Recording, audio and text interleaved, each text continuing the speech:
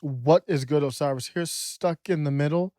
New uploads every day at 9 a.m. Thank you for joining. I want to talk about Marjorie Taylor Greene, and I see a lot of potential in her. I know she's a divisive figure.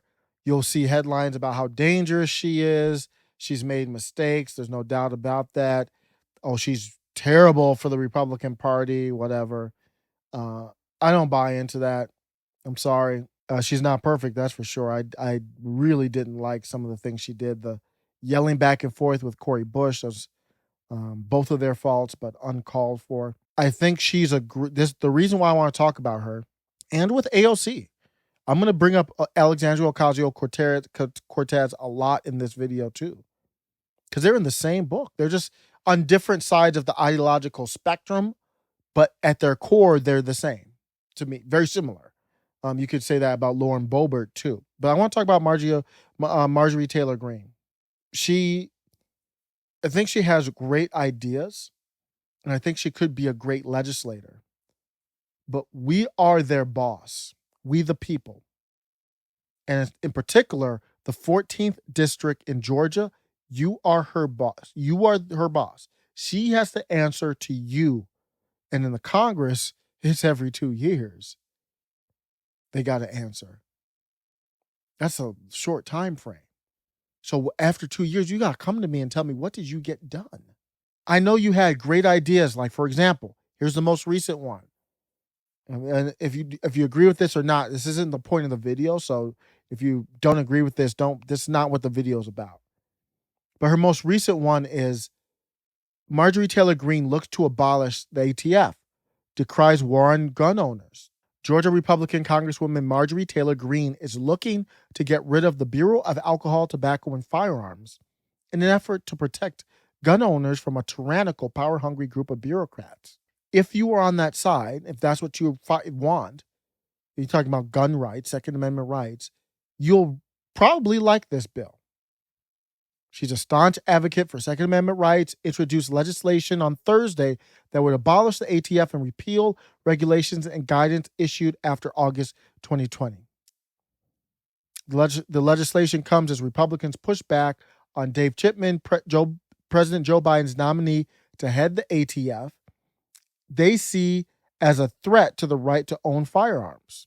So she's introduced, not counting this bill, she's introduced or sponsored 11 other bills. She just got there. That's a lot of bills to be introducing and sponsoring. And we have to we have to develop these Congress. They work for us. We have to develop them. This is meaningless. It has no chance to pass. You're wasting my time. Marjorie Taylor Greene, you're wasting my time. And I think if you focus on getting something done substantially, I think you can do it. I just introduced the bill to eliminate the ATF. The war on gun owners' rights has been waged long enough, and it's time to stop it. You know, she's big into CrossFit. I think that represents her mentality. She's like, I don't care how heavy this is, I can lift it.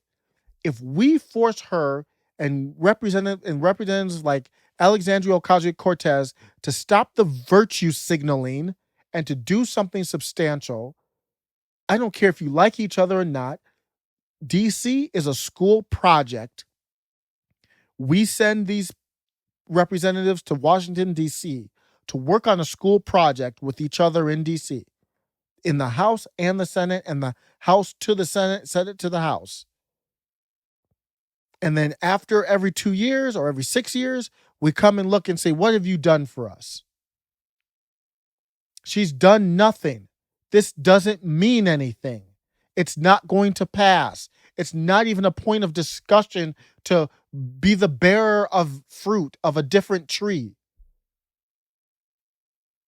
I know for those who think this is a great idea, I know it sounds good and you're like, rah, rah, rah. Democrats have the House, Democrats have the tiebreaker in the Senate. This has no chance. You can't be rah-rahing off of this. You can't be donating to her off of this. This is my opinion. You give her donations off of this.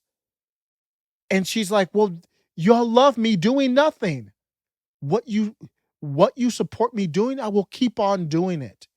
How you reward me, I'm going to keep on doing it. So if I keep on doing these bills, and I looked it up, she's done 11 bills since she's gotten to the 11 bills. She just got there. I need quality, not quantity. Every single bill, these are bills that she's sponsored, all introduced.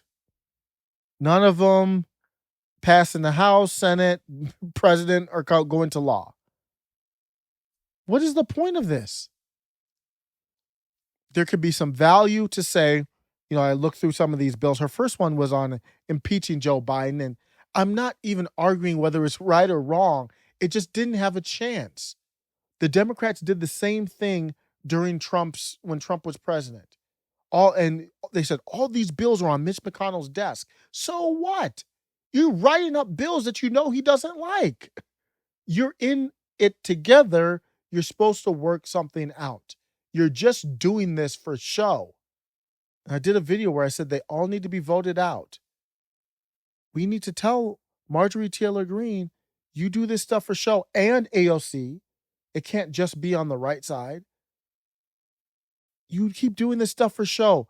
Expel Maxine Water. You got 2 bills to expel Maxine Water. You know that's not going to happen. You got the Fire Fauci Act. You know that's not going to happen.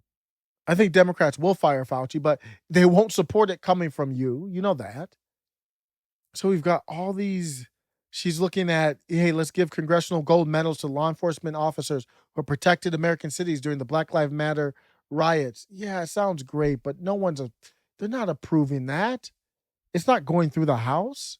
When Marjorie Taylor Greene comes to you in Georgia, you've got to ask, what have you done? And I'm not here for any excuses about, oh, the Democrats had control. Why do I say she has potential? I'm going to end with this. This was a heartfelt, I think was authentic. Tell me, comment specifically on this piece. Because this is why I think she has potential. If I didn't think she had potential, I wouldn't even do this video. Because it'd be like, she's just a joke. Why am I going to waste my time? I don't know. There's likable qualities of her. And you listen to this. It's one of the most down-to-earth, heartfelt, authentic speeches I've heard in the House.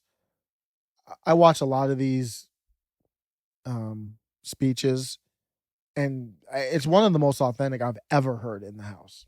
Really. It's one of the most memorable and authentic I've ever heard in the House. And I think if we held her to the standard that she set for herself, that right there, I know it's not easy. Cori Bush doesn't want to work with her. I understand that. But I don't know, maybe Ro Khanna would on something. Figure it out. That's why you're there.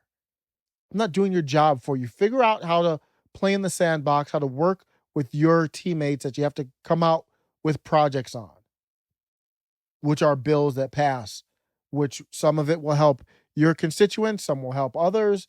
You won't like everything in the bill, but it'll be something substantial. I'm going to play the video. Let me know what you think. Thanks a lot. Take care. Thank you. Madam Speaker, my Democrat colleagues, Republican colleagues, my district back home in Georgia 14, to the American people, to my mom and dad, and my husband and my children. I've been here for 1 month and a day, and I've gotten to know part of my conference, my Republican colleagues, but not even all of them yet.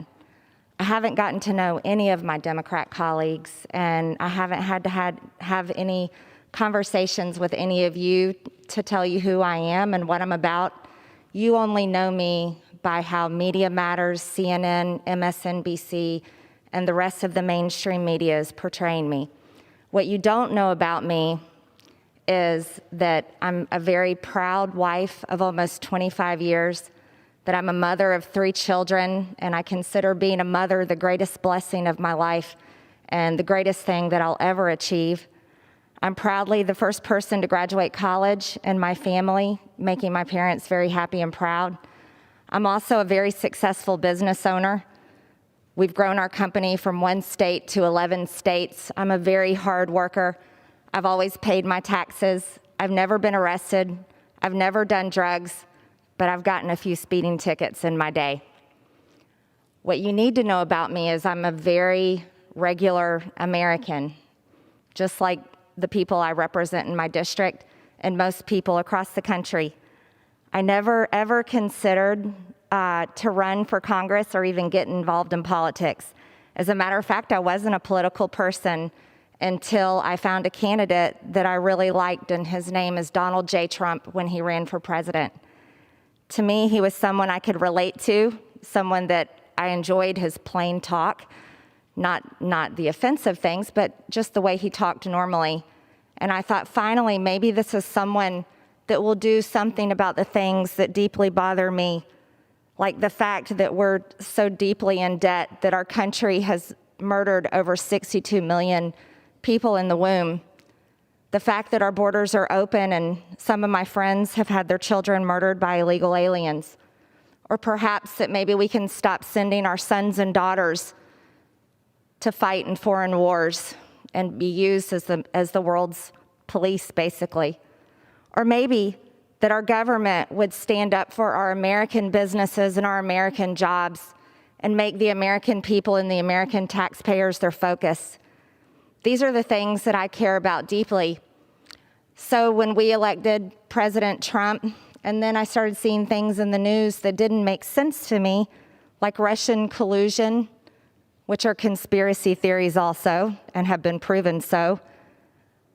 These things bothered me deeply, and I realized just watching CNN or Fox News, I may not find the truth. And so what I did is I started looking up things on the internet, asking questions like most people do every day. Use Google. And I stumbled across something, and this was at the end of 2017, called QAnon. Well, these posts were mainly about this Russian collusion information. A lot of it was some of what I would see on the news at night, and I got very interested in it. So I posted about it on Facebook, I read about it, I talked about it, I asked questions about it, and then more information came from it. But you see, here's the problem. Throughout 2018, because I was upset about things and didn't trust the government, really, because the people here weren't doing the things that I thought they should be doing for us, the things that I just told you I cared about. And I want you to know, a lot of Americans don't trust our government, and that's sad. The problem with that is, though, is I was allowed to believe things that weren't true, and I would ask questions about them and talk about them. And that is absolutely what I regret. Because if it weren't for the Facebook post and comments that I liked in 2018, I wouldn't be standing here today, and you couldn't point a finger and accuse me of anything wrong, because I've lived a very good life that I'm proud of, my family's proud of, my husband's proud of, my children are proud of, and that's what my district elected me for. So later in 2018, when I started finding misinformation, lies, things that were not true in these QAnon posts, I stopped believing it. And I want to tell you, any source, and I say this to everyone, any source of information that is a mix of truth and a mix of lies is dangerous, no matter what it is saying, what party it is helping, anything or any country it's about. It's dangerous. And these are the things that happen on the left and the right. And it is a true problem in our country. So I walked away from those things, and I decided I'm going to do what I've done all my life. I'm going to work hard and try to solve the problems that I'm upset about. So I started getting involved in politics. You see, school shootings are absolutely real. And every child that is lost, those families mourn it. I understand how terrible it is, because when I was 16 years old in 11th grade, my school was a gun-free school zone, and one of my schoolmates brought guns to school and took our entire school hostage. And that happened right down the hall from my classroom. I know the fear that David Hogg had that day. I know the fear that these kids have. And this is why, and I say this sincerely with all my heart, because I love our kids, every single one of your children, all of our children. I truly believe that children at school should never be left unprotected. I believe they should be just as protected as we were with 30,000 National Guardsmen. Our children are our future, and they're our most precious resource. I also want to tell you 9/11 absolutely happened. I remember that day crying all day long watching it on the news. And it's a tragedy for anyone to say it didn't happen. And so that I definitely want to tell you, I do not believe that it's fake. I also want to tell you that we've got to do better.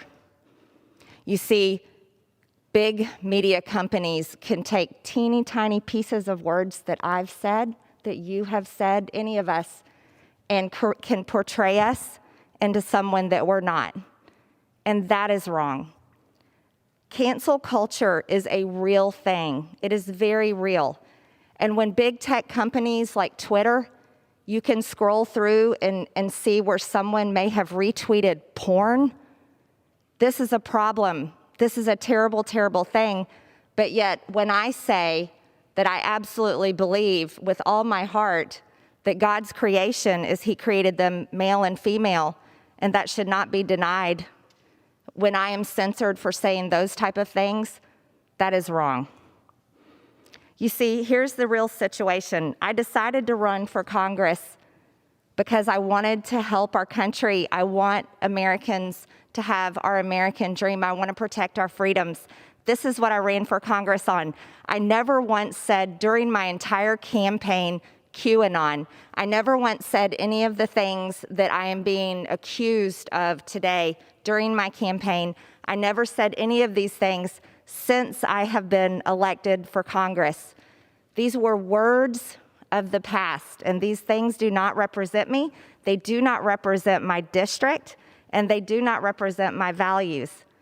Here's what I can tell you. I am beyond grateful for this opportunity, and I'll tell you why. I believe in God with all my heart, and I'm so grateful to be humbled, to be reminded that I'm a sinner and that Jesus died on the cross to forgive me for my sins. And this is something that I absolutely rejoice in today to tell you all. And I think it's important for all of us to remember none of us are perfect. None of us are. And none of us can even come close to earning our way into heaven just by our acts and our works. But it's only through the grace of God. And this is why I will tell you, as a member of this Congress, the 117th Congress, I'm a passionate person. I'm a competitor. I'm a fighter. I will work with you for good things for the people of this country. But the things I will not stand for is abortion. I think it's the worst thing this country has ever committed. And if we are to say in God we trust, how do we murder God's creation in the womb?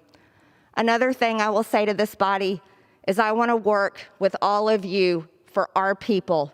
It should be America first always, always, and there's nothing wrong with that. And if this Congress is to tolerate members that condone riots that have hurt American people, attacked police officers, occupied federal property, burned businesses and cities, but yet wants to condemn me and crucify me in the public square for words that I said and I regret a few years ago, then I think we are in a real big problem, a very big problem. What shall we do as Americans? Shall we stay divided like this? Will we allow the media that is just as guilty as QAnon of presenting truth and lies to divide us? Will we allow ourselves to be addicted to hate and hating one another? I hope not, because that's not the future I want for my children, and it's not the future I want for any of your children. I yield back my time. Thank you.